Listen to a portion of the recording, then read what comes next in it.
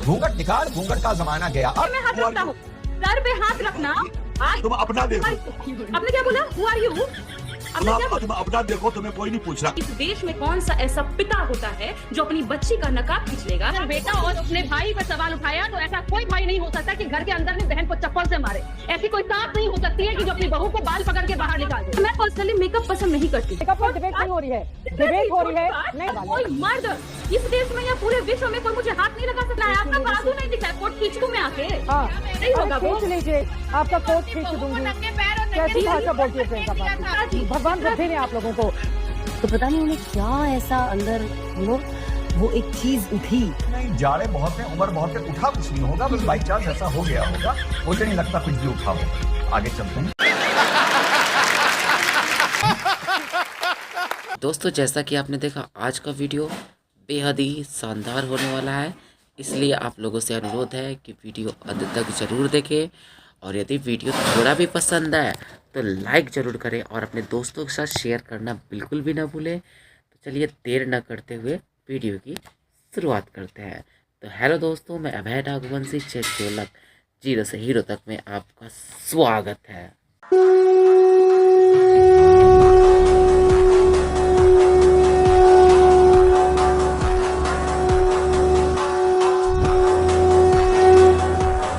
तो नीतीश कुमार जी ने जो सामने का नकाब का कपड़ा था उसको नीचे उतारा, ये होना था और देश भर में बवाल मच गया और देश बढ़ गया नीतीश कुमार जी की घटना को जस्टिफाई करने के लिए या उनको अटैक करने के लिए। अब थोड़ा सा पीछे चलते हैं। तो चलिए शुरू करते हैं। अब थोड़ा सा चलते हैं हम अशोक गहलोत जी के पास। जो लोग आज इतना बवाल मचा रहे हैं, तो जरा अशोक गहलोत जी का भी हम देख लें कि घूंघट को लेकर उन्होंने क्या किया था और घूंघट को लेकर उन्होंने क्या बोला था।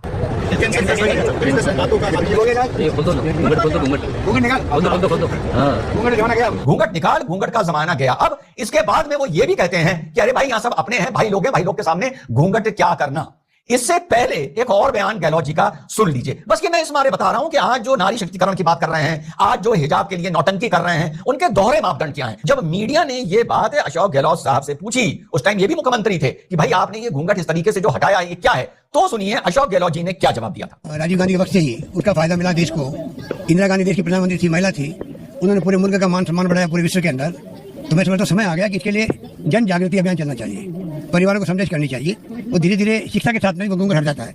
जो महिला शिक्षित होती है वो कभी घूंघट नहीं निकालती। अच्छा, हमको सिखा रिया है। जी हाँ साथियों, जो महिला शिक्षित होती है कभी घूंघट नहीं निकालती है। जन जागृति अभियान चलना चाहिए नारी सशक्तिकरण के लिए, यह बयान था साहब इनका। अब यहां पर एक दोहरा मापदंड तो आ जाता है। देखिए, इसी बिहार की घटना से जोड़कर एज एनालिस्ट आगे बता रहा हूं, किस कांग्रेस के नेता ने, किस सपा के नेता ने, किस टीएमसी के नेता ने, आरजेडी के नेता ने अपनी मां का दूध पिया है जो भारत में वो ये बोल दे कि हमें आगे बढ़ना होगा और जो महिला बुर्खा या नकाब पहनती है वो तरक्की नहीं कर सकती है और महिलाओं की तरक्की के लिए बुर्खा और नकाब हटाना होगा। और कौन सा नेता इसी तरह जैसे गहलोत साहब ने इस राजस्थानी स्वाभिमानी महिला का घूंघट हटाया है, भीड़ के बीच में ये कहते हुए घूंघट का जमाना गया। किस नेता ने अपनी अम्मा का दूध पिया है जो मुसलमान महिला के लिए ये बोल दे, या जो हमारी सिख जाट बहनें सर ढकती हैं, आगे तक ढकती हैं, उनके लिए कोई ये बात बोल दे। बस यही फर्क है इस देश के सेकुलरिज्म का कि जब चाहो बहुसंख्यक को जूते लगा दो मॉडर्नाइजेशन के, प्रोग्रेस के और सेकुलरिज्म के नाम पर, और जब चाहे किसी की चमचागिरी कर दो या तुष्टीकरण कर दो सेकुलरिज्म के नाम।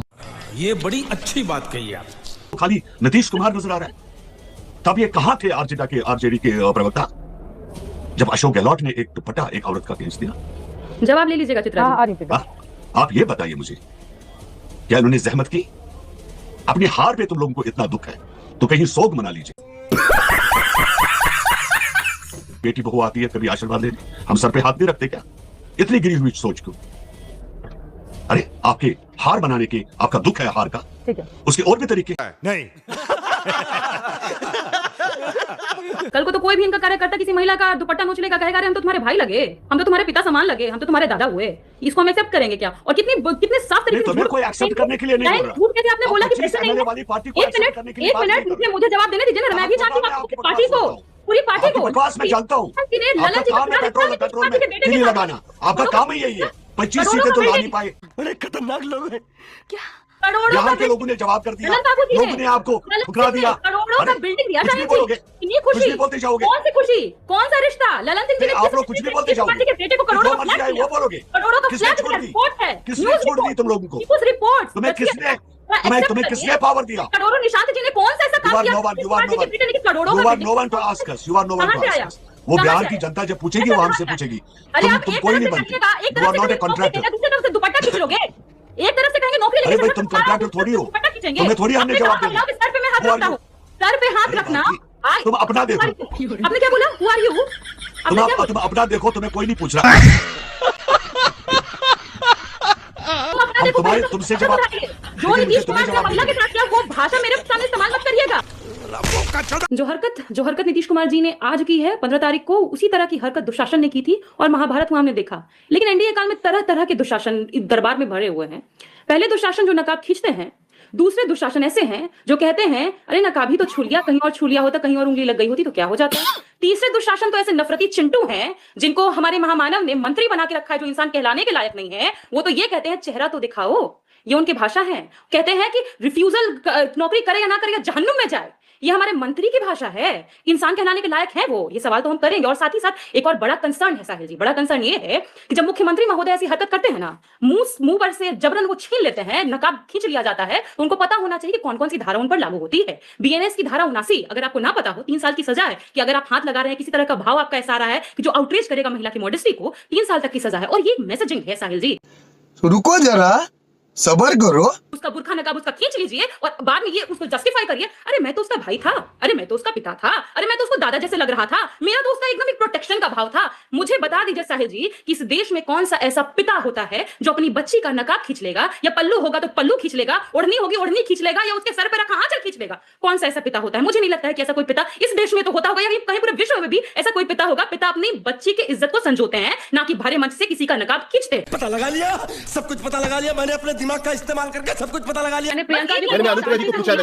साहिल जी प्रियंका जी को बहुत ही ध्यान से सुना, क्योंकि प्रियंका जी की राजनीतिक भावना, मैं बोलूं प्रियंका जी, मैंने सुन लिया आपको, ये पहली बात मैं बोलूं साहिल जी, ये चुप होंगी राबड़ी देवी जी के लिए। चलिए ठीक है, हो गया। प्रियंका भारती जी की प्रियंका भारती जी की राजनीतिक मजबूरी मैं समझती हूँ कि उन्होंने अगर बेटा और अपने भाई पर सवाल उठाया तो ऐसा कोई भाई नहीं हो सकता कि घर के अंदर में बहन को चप्पल से मारे। ऐसी कोई सास नहीं हो सकती है कि जो अपनी बहू को बाल पकड़ के बाहर निकाल दे। और ऐसी राजनीतिक मजबूरी नहीं हो सकती है कि अशोक गहलोत पर प्रियंका भारती चुप्पी साधे और कहे कि वो इंडिया लाइन के नेता है इसलिए हम चुप रहेंगे। मुझे अपने घर जाना है। ये किसी तरह की ऐसे शिल्पी गौतम हत्याकांड करने वाले आरोपी को मुख्यमंत्री का संरक्षण देने वाला मुख्यमंत्री नीतीश कुमार जी नहीं है, ये आपकी मजबूरी होगी। मुझे बिल्कुल भी उस समय भी होश रहता है कि जब सवाल ऐश्वर्या राय पे पूछा जाए, जब सवाल आपकी रोहिणी आचार्य पे पूछा जाए, और जब सवाल नुसरत से पूछा जाए, हर एक महिला उसके लिए अभी राजनीति आ गई, घराने से हो, बस अभी राजनीति आ गई। प्रियंका जी जवाब दीजिए। चलिए, किसी भी सभ्य नागरिक की कॉन्स्टिट्यूशनल और मॉरल ड्यूटी होगी इस घटना की प्रियंका आप म्यूट पर है, प्रियंका आप म्यूट पर है, प्रियंका म्यूट पर है, प्रियंका म्यूट पर है। साहिल जी किसी कॉन्स्टिट्यूशनल और मॉरल ड्यूटी होगी कि ऐसे कृत्य कोई भी करे, चाहे वो मुख्यमंत्री हो, चाहे कोई सरकार गहलोत बोलिए हो, क्या मजबूरी आपकी है? किसी ने भी मजबूरी आपकी है, भी करेगा तो उसका कंडेमनेशन होना चाहिए। अब तो चाहिए का मामला जो है वो आपके मांगने से कुछ नहीं होगा। नीतीश कुमार जी को माफी मांगना होगा और कार्रवाई होनी चाहिए। स्टेटमेंट है, कार्रवाई है कि निजी कार्रवाई क्यों क्या रोहिणी आचार्य की इज्जत आपके लिए मतलब भाई की धारा 25 से 28 की इज्जत मतदान की धारा 25 से 28 साहिल जी हिंदू महिला इतनी राजनीतिक मजबूरी नहीं है। हिंदू मुस्लिम की राजनीति कीजिएगा प्रियंका जी, बात पे आउट हो जाइएगा। आपको कोई चेहरा ढका हो घूंघट में तो नहीं बैठकर मैं ये कहूं कि मैं घूंघट पहनकर एंकरिंग करूंगी, ये मेरी चॉइस है। जब हम नौकरी करने के लिए जाते हैं, अपने घर से बाहर निकलते हैं, तो सिर्फ हमारी चॉइस नहीं चलती है, बहुत सारी बातें ऐसी होती हैं जिसको फॉलो करना पड़ता है। प्रियंका भारती जी, हाँ बिल्कुल, नीतीश कुमार ने गलत तरीके से अटपटे तरीके से उसका हिजाब खींचा, ये बिल्कुल सही बात है, उन्होंने गलत किया। लेकिन अगर इसको लेकर कि ये हमारी चॉइस है तो सिर्फ हमारी चॉइस पे आदमी नौकरी नहीं कर सकता है। बात तो सही है। कि हम जो चाहे हम उसी पर अपनी चॉइस पर नौकरी करते रहेंगे। प्रियंका भारती जी, जैसे मैं पर्सनली मेकअप पसंद नहीं करती, पर स्टूडियो में चैनल्स में एंकर्स को प्रेजेंटेबल बनाने के लिए प्राइमर, कंसीलर, फाउंडेशन ना जाने क्या क्या लगाकर बिठाया जाता है। बिल्कुल, मैंने भी लगाया हुआ है, मुझे पसंद है मेकअप करना। Let me complete. उसके बावजूद मैं ये नहीं करूंगी कि जाके मैं उनका मुंह पे पानी मार दूंगी, धो दूंगी कि मुझे पसंद नहीं है। वहां वो कर रही है, वो करवाया जा रहा है, मेरी उससे आपत्ति हो सकती है, पर ये इनका अपना मेकअप करना को आप कहां लेकर गए प्रियंका भारती जी? बहुत सारे लोग मेकअप नहीं करते, हम लोग फील्ड में होते हैं, मेकअप नहीं करते। अब मेकअप की बात आप कहां से कहां लेकर आ गए प्रियंका भारती जी? उठा ले रे बाबा, उठा ले। नहीं, गलत बात है प्रियंका भारती जी, अरे गलत बात है। अब मेकअप पर मत जाइए। स्टूडियो का ये नियम है जो एंकर, सुनिए, हम लोग स्टूडियो का नियम फॉलो करते हैं। आप अच्छे दिखें, आप बुरे दिखें, आप जैसे भी दिखें, स्टूडियो का नियम है आपको मेकअप करना होगा। आप मेकअप पर लेकर जा रही हैं। फील्ड में हम लोग होते हैं मेकअप नहीं करते हैं, फील्ड में हम लोग होते हैं मेकअप नहीं करते हैं। मेकअप की बात कहां गई प्रियंका भारती जी?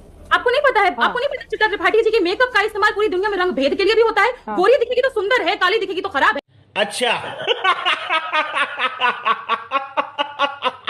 ढकना होगा चेहरे को, उजला रंग पोतना होगा। सबके देखने का अपना नजरिया है प्रियंका भारती जी, सबके देखने का अपना नजरिया है, सबके देखने का अपना नजरिया है। बट मेकअप बहुत छोटी बात हो गई और सस्ती बात हो गई।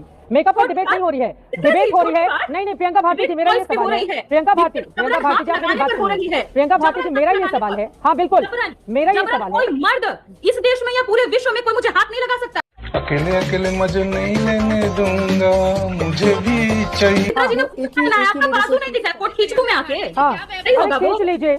क्या हो गया? आपको ठीक नहीं लग रहा है, ठीक कर दीजिए। क्या हो गया प्रियंका भारती जी, ये कौन सी जुबान हो गई? आपका कोट खींच दूंगी, कैसी भाषा बोलती है प्रियंका भारती? कैसी भाषा? अरे वाह चित्रा जी, आप पर तो मुझे सल्यूटेशन आपको करना चाहिए। नीतीश कुमार जी, अरे मैं घूंघट निकाल के बैठूं तो आप कहिए कि नहीं आप अपना चेहरा दिखाइए, घूंघट उठाइए, तब तो समझ में आता है। अब आप मेरा कोट खींचने लगूंगी तब तो मैं आपत्ति करूंगी ना प्रियंका भारती जी। विरोध करते करते कहां से कहां पहुंच जाती हैं आप लोग। हे भगवान, भगवान बुद्धि दें आप लोगों को। ये तो लेटेस्ट न्यूज है। कुछ दिन पहले हमारी एक हिजाबी बहन का हिजाब नकाब, जो उसका फेस कवर था, हमारे रिस्पेक्टेड पॉलिटिशियन जब उन्हें ऑनर कर रहे थे उस सर्टिफिकेट के साथ, तो पता नहीं उन्हें क्या ऐसा अंदर वो एक चीज उठी। नहीं, जाड़े बहुत हैं, उम्र बहुत है, उठा कुछ नहीं होगा, बस बाई चांस ऐसा हो गया होगा। मुझे नहीं लगता कुछ भी उठा होगा। आगे चलते हैं कि उन्हें उसका शक्ल देखना बहुत ज्यादा जरूरी हो गया, और फिर उसके बाद उन्होंने सीधा उस नकाब को खींच दिया फेस पे से। ताज्जुब की बात यह है कि पीछे जो उनके साथ लोग थे गधे की तरह हंस रहे थे। मतलब वीडियो देखकर मुझे लग रहा था कि मैं 2 कान के नीचे लगाऊं उनके। हाँ सना बहन, ये भी वक्त अच्छा, बहन मुझसे निकल गया, क्या हो गया है मुझे अपने घर जाना है। यहाँ सना ऐसा है देखो कि ये भी वक्त की बात है। कभी कभी तुम भी ऐसी आधी नंगी घूमती थी, कितनों को देख के लगता था कि तुम्हारे कान के नीचे 2-3 लगाऊं। बड़ा हरामी हो बेटा।